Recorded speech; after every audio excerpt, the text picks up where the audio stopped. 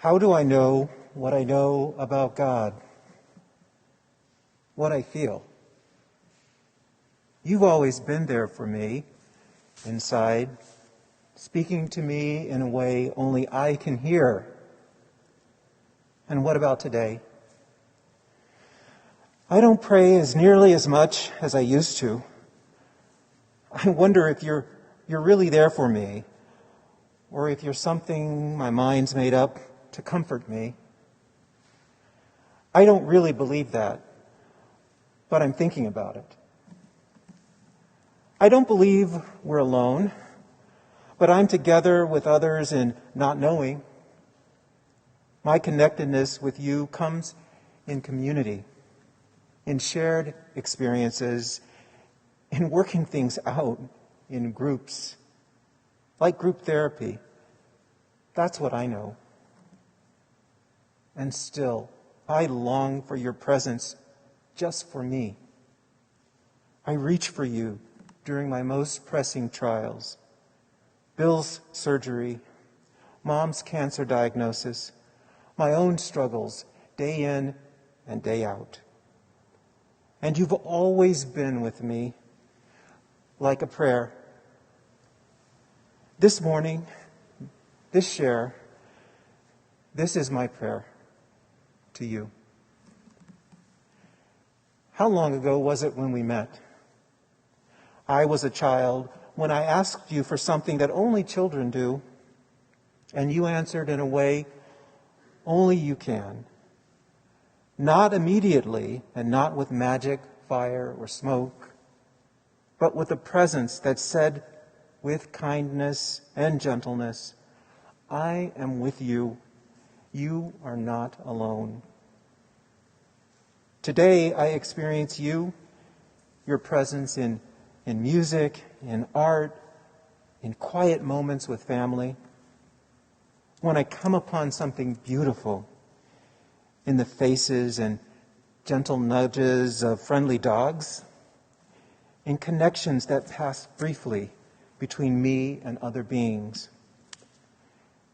In worship service, where your names are chanted, spoken, invoked, even by those who may not be convinced you're there. In the struggle to make sense out of the short number of years I have left, in the wondering about, out of all the possible moments that have been and that will be after I'm gone, what could have possibly called me into being at this very moment, in this time and place? Why was I born? Why am I here? What should I be doing that gives honor and recognition and understanding of the impossible series of events that resulted in my presence on this earth at this time? A woman, a friend, a minister, Reverend Penny Nixon, once preached that she believed that all we have of you is presence, not miracles, not magic, but presence. That works for me. Out of that presence springs action that brings your purpose directly to me. The comforting word, acceptance of others, the invitation to belong and to participate, and forgiveness, especially forgiveness. Sometimes I'm not so nice. Sometimes I need forgiving. But your presence, made personal by so much that I encounter, sustains me. I understand that it may be all in my mind, but that's all I have. Deep in my soul, deep in me, resides a place you've occupied since I can remember.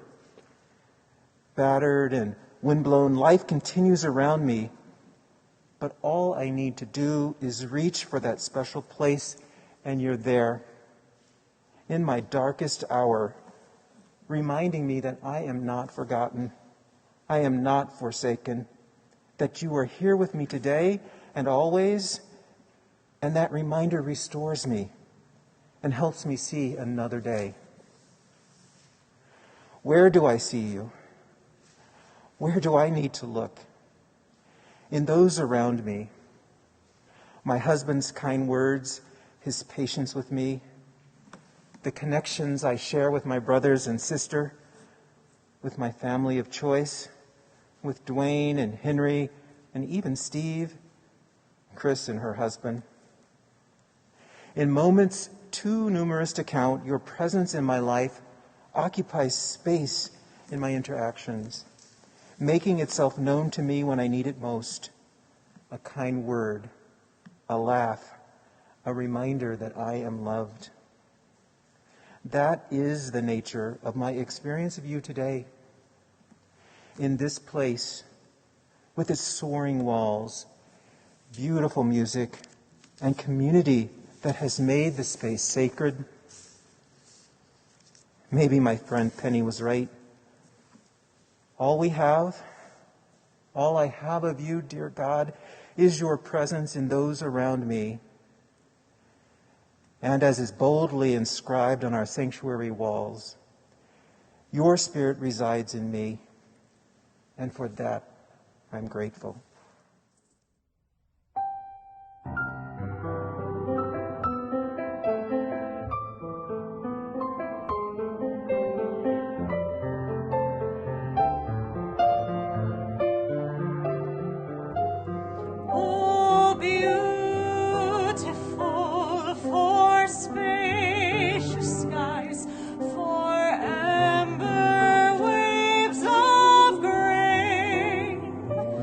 For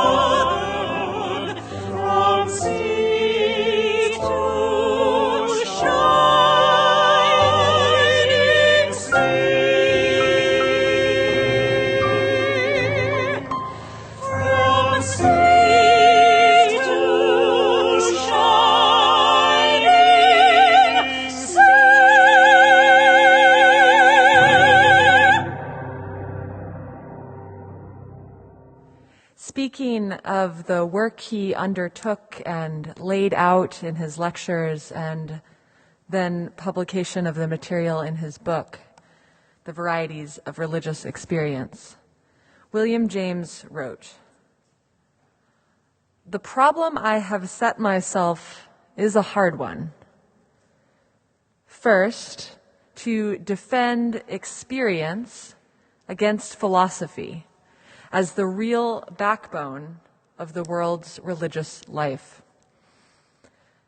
And second, to make the hearer or reader believe what I myself invincibly do believe, that although the special manifestations of religion may have been absurd, by that I mean its creeds and theories, yet the life of it as a whole is mankind's most important function." Here ends our reading.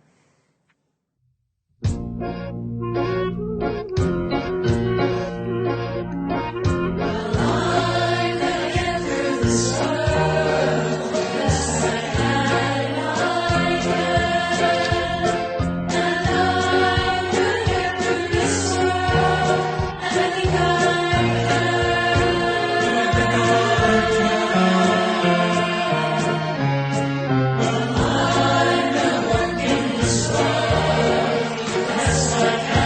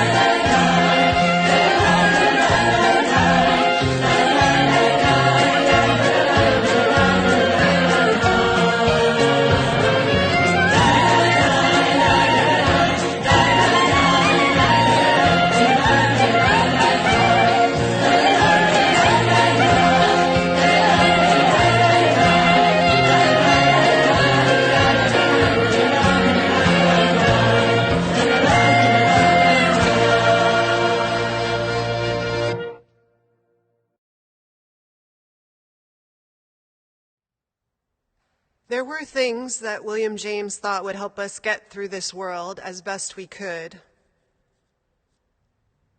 William James wasn't sure he'd really ever had any experiences of God, but he said he had had an experience of being laid low in life, and that gave him a vision of what this way to make life better might be. It was one where he stood facing the abyss of despair.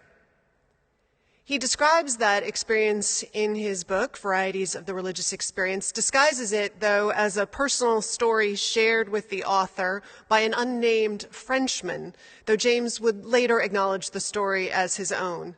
The Frenchman tells of coming into his dressing room at twilight one evening. Quote, "When suddenly there fell upon me without any warning, just as if it had come out of the darkness, a horrible fear of my own existence." The man said that the fear of dread stayed with him for days. He woke with it like a pit in his stomach until eventually the feeling passed. But though it passed, he never did forget that feeling of fear and existential dread, and forever, he said, he had sympathy for those who felt likewise. "I've always thought that this experience of melancholia of mine," wrote James, "had a religious bearing."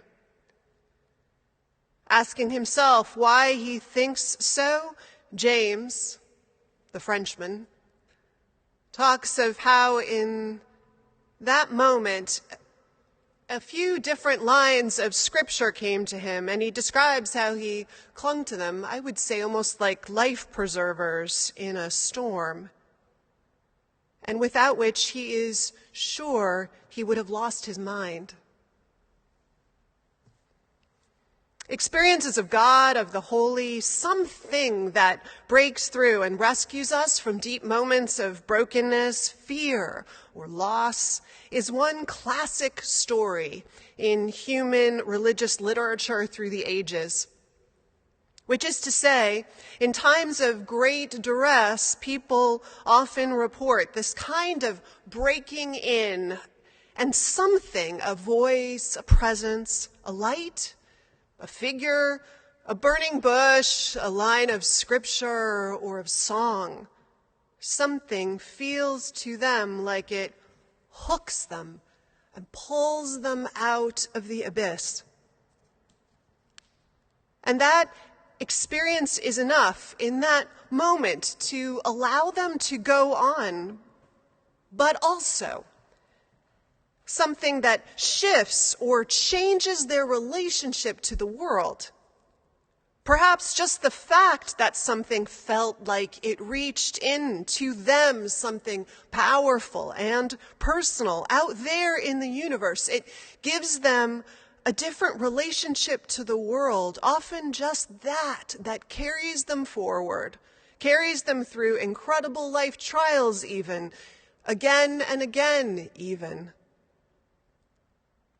I know. I've had such an experience. Yet, talking with Unitarian Universalists about this territory of religious experience I have observed can be very fraught. To begin with, many of us came to this tradition because traditional notions of religion didn't resonate with us. So being presented back with them and asked to hold them is something we can, resent sometimes. Aren't we free of that stuff, we wonder, and brace? And I would argue many of us came to Unitarian Universalism because traditional notions of a presence we would call God, of grace, of rescue, of redemption, are not experiences we personally have had, and so understandably cannot relate to or believe in. It's hard, after all, to believe in something you haven't seen or felt for yourself. That would be a leap of faith, and we take those very cautiously, as I think we often should. We are, many of us, Jamesian religious folks, I would argue. Like him in the reading, we distrust often institutions, their dogma. Or at least we put all of that second to personal experience. Or more broadly, you might say, we preference personal knowing. Knowing is a complicated concept, religiously speaking.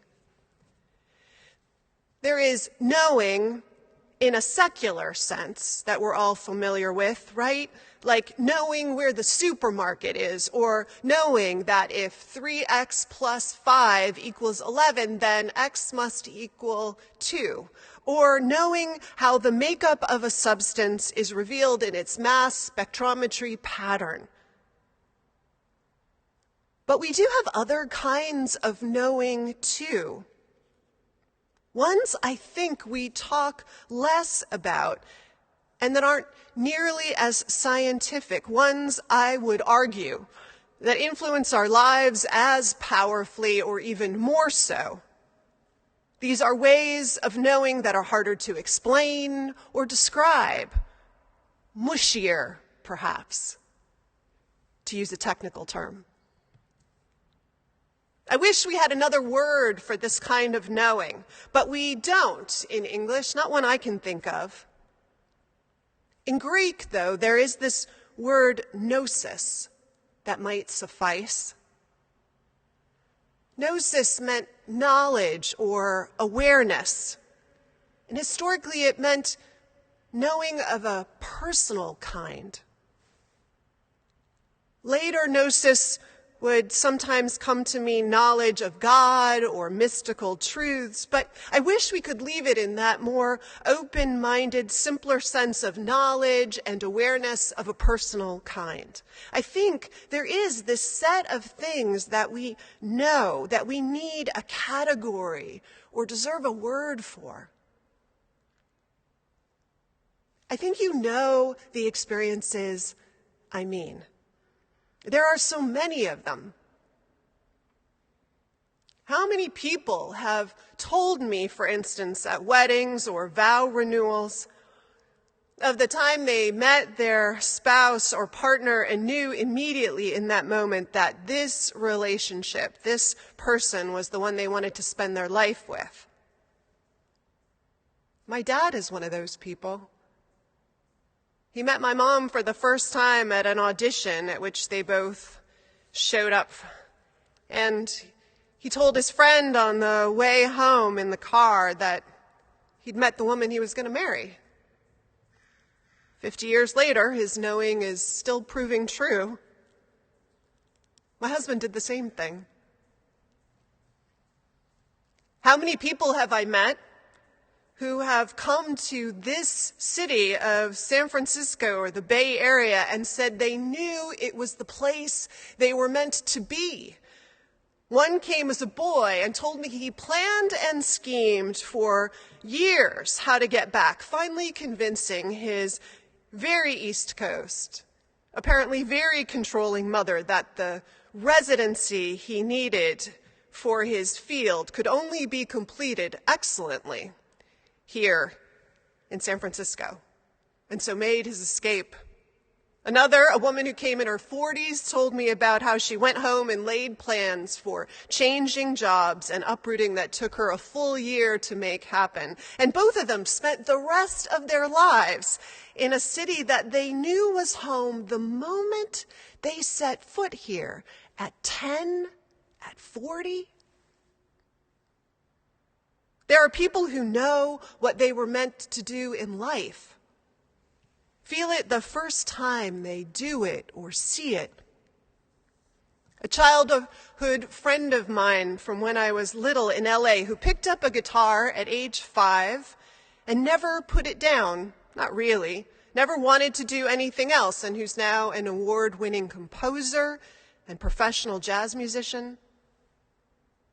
We are people who can feel called, not interested, but called to a profession to a person, to a place, and in ways that for us are not rational, not explicable, but also unshakable.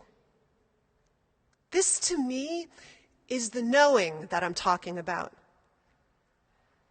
I'd imagine many wouldn't call such moments religious, but they are moments of anchoring, aren't they? Of life-changing understanding. And to those who have them, when they have them, for a long time after they have them, maybe forever, these moments often feel important at a level and in a way that can also be hard to convey, except to people, perhaps, who have also had such moments. There are other types of this knowing or gnosis that maybe deserve a moment of mention. Moments, for instance, of knowing about a value or a commitment, something about life that becomes unshakable for you.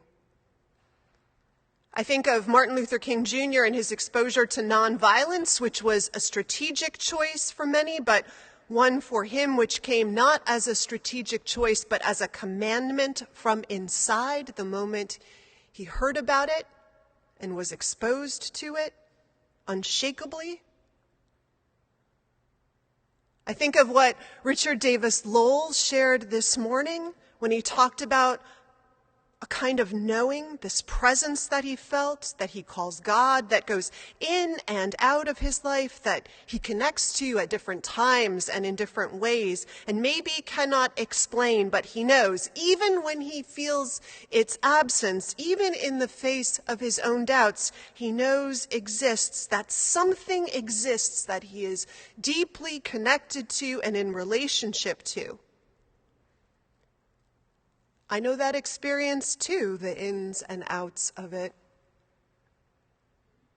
For others, that sense of connection comes in nature, often with this surrendered sense of being part of it in the stories I've listened to from many.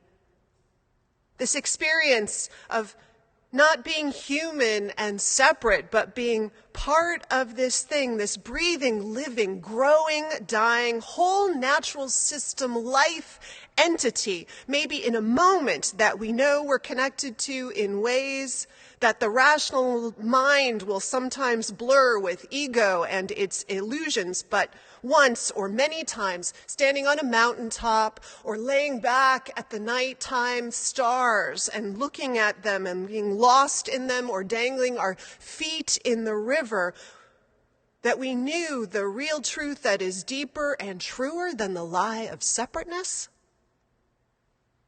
that we are part of all of this, and it changes us.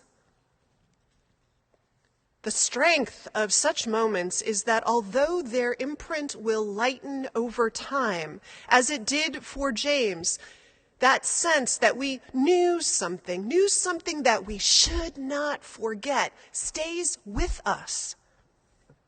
These moments, these experiential moments of knowing are commanding of the whole of us. And more so, in my experience, than any argument or book learning.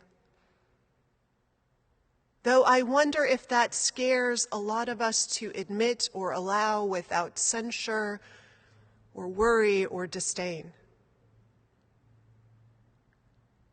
Michael Pollan, in his book, How to Change Your Mind, which many of us are reading and going to discuss this week for the Ministers' Book Club, he talks about the history of another group of such moments. There is a wide array of them. And here's one thing about them I want to argue for. These moments I'm talking about, however they come to us, they're not irrational. In fact, in my experience, often what truths come to us make great sense we even could argue for. That all life is interconnected, for example.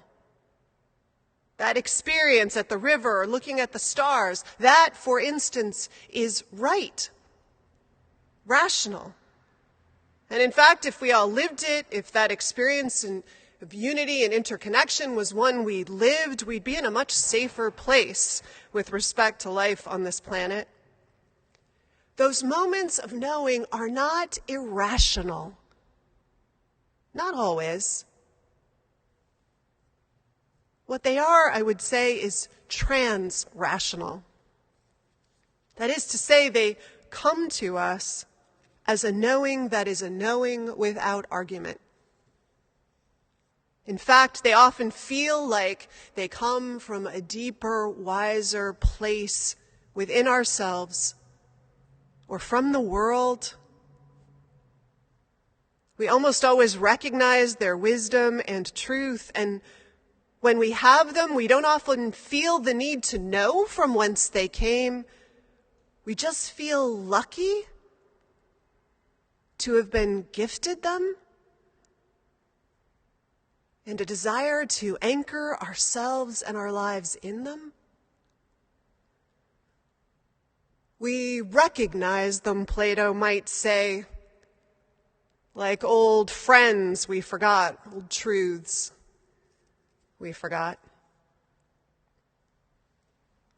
We know things, you and I.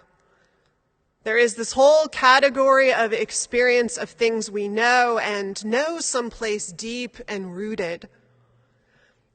And I don't know exactly why I wanted to talk about that this morning, except that I feel like for 4 years, all the things we knew in our bones, many of us,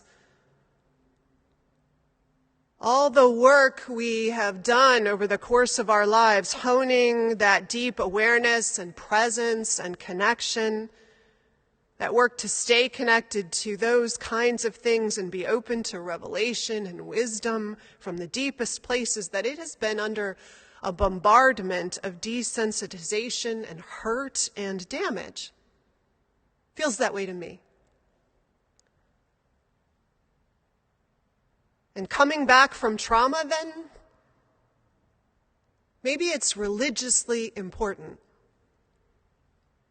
Healing, super important. Coming back into our bodies, important. Reconnecting in trusting relationships, important.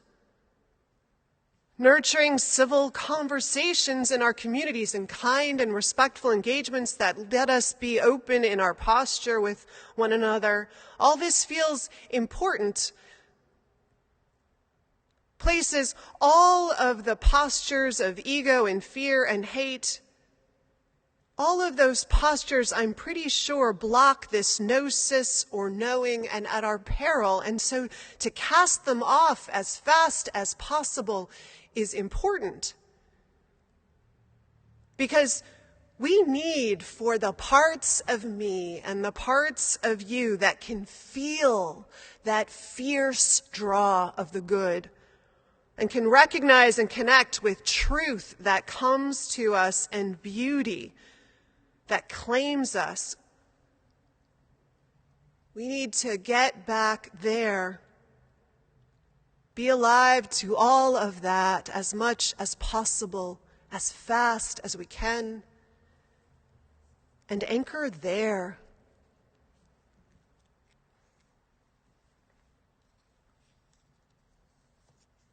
All those places that at our best we sing about, like we have this morning and will in our closing hymn, that we witness and celebrate, that we courageously live in our commitments, that we yearn to speak of and know it in the poetry of hearts alive to the deepest of life. So in that spirit, let's close this morning. Let's close in words that witnessed this week to some of those true, beautiful, and good ideas we knew in our bones were true. Let's close with words from the young, gorgeous, and prophetic poet, Amanda Gorman, who said, on Wednesday morning. May we rebuild, reconcile, recover. And every nook of our nation and every corner called our country, our people, diverse and beautiful, emerge battered and beautiful. When day comes, we step out of the shade, aflame and unafraid.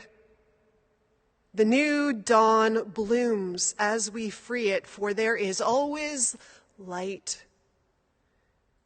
If only we're brave enough to see it. If only we're brave enough to be it. I trust we will know it when it breaks. Amen. Let's sing of some of the truths we know in our bones.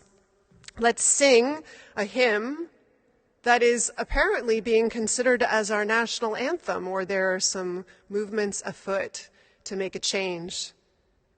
Let's sing words we know in our bones are true. Lift every voice and sing.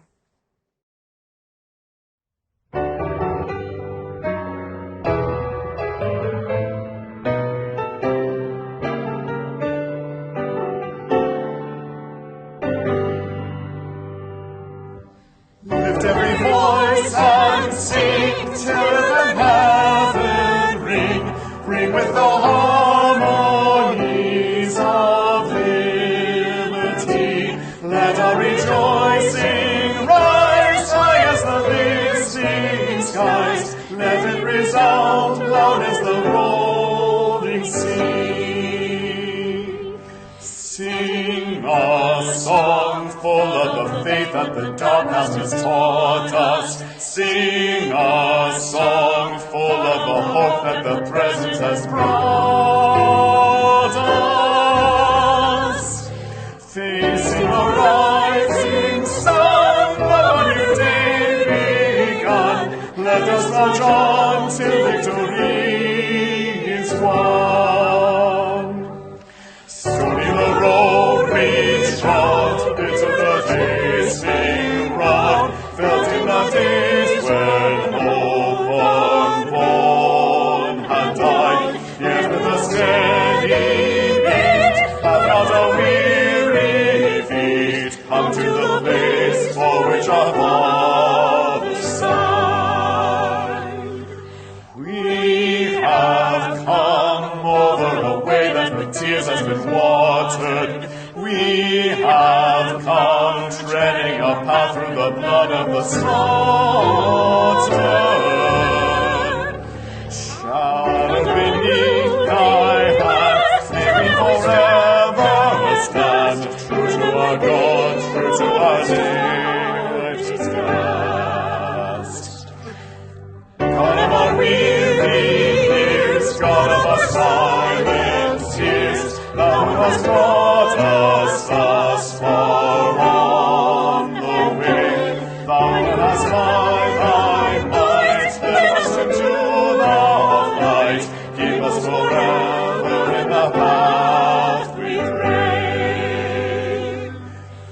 Lest our feet stray from the places, our God, where we met thee, lest our hearts drunk with the wine of the world we forget thee. Shadowed beneath thy hand, may we forever stand, true to our God, true to our native land. And now in our comings and our goings, may the light of love shine upon us. Out from within us, be gracious unto us and grant us peace. For this is the day we are given. Let us rejoice and be glad in it. Amen.